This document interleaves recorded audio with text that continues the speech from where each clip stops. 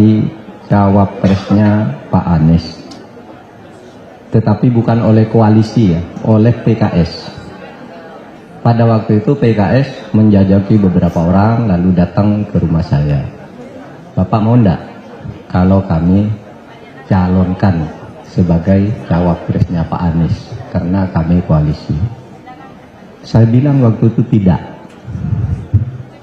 Kenapa?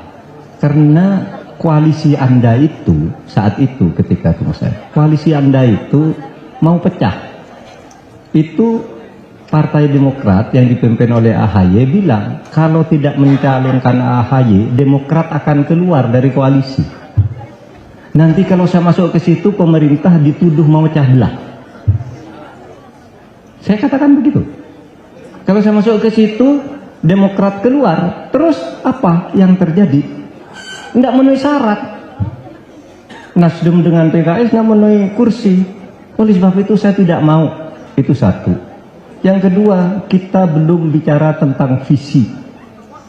Apa yang mau diperjuangkan oleh Pak Anies dan Nasdem? Belum pernah bicara. Sehingga saya katakan tolak.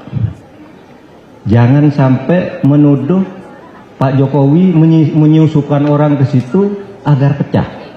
Saya yang menjamin kepada publik bahwa pemilu ini akan jadi dan Pak Anies tidak boleh ada yang menghalangi.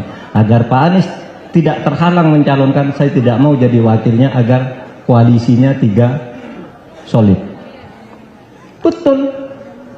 Saya tidak mau ketika Muhaimin mau ke sana, Demokrat keluar betul. Untung Muhaimin bawa PKB. Sehingga tetap memenuhi syarat.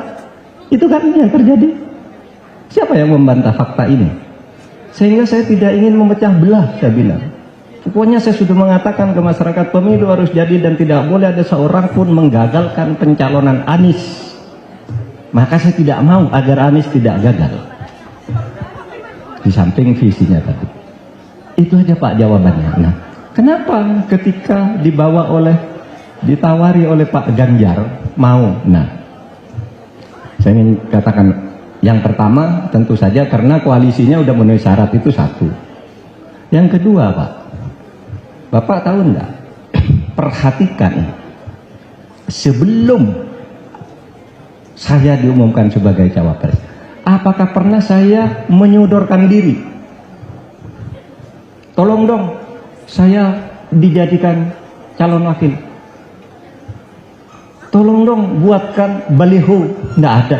Saya enggak ada baliho dan enggak pernah menyatakan saya ingin jadi wapres. Padahal waktu itu sudah banyak yang datang.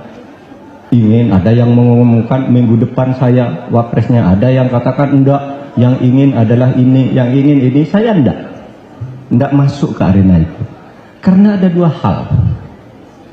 Yang pertama, secara subjektif saya dulu, saya itu enggak punya uang karena 0,6 T biaya saksinya loh, setiap TPS 500.000 dengan berapa? 330.000 TPS kalikan aja. Kalau saksinya 1, kalau 2. Saya bilang saya tidak punya uang. Saya tidak akan mendekat-dekat untuk menyodorkan diri. Yang kedua, alasan syar'i. Saya orang Islam. Ada ajaran agama saya mengatakan jangan engkau buru jabatan itu. Jangan engkau minta jabatan itu. Lalu Nabi pernah bersabda begini, saudara, kepada Abdurrahman bin Samurah. Ya Abdurrahman, la tas'alil imar fa innaha in u'titaha bimas'alah wukilta ilaiha wa innaha in u'titaha bighairi mas'alah u'inta alaiha. Ya Abdurrahman, jangan kamu suka minta jabatan, jangan memburu, jangan berebut, nggak boleh. Kenapa? Karena jika engkau minta dan berburu, apalagi sambil berbohong, membayar tukang survei dan sebagainya, ukil ta'ala, kamu tidak akan dibantu, kamu dibiarkan sendiri bekerja oleh Allah, sehingga mungkin saja kamu gagal.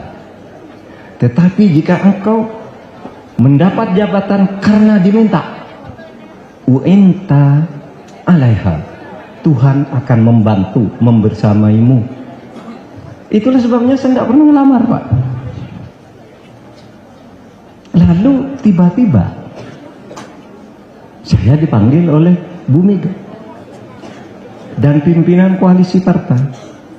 Dikatakan, Pak, kami pimpinan partai PDIP terutama sudah sepakat minta Pak Mahfud menjadi calon wapresnya Ganjar.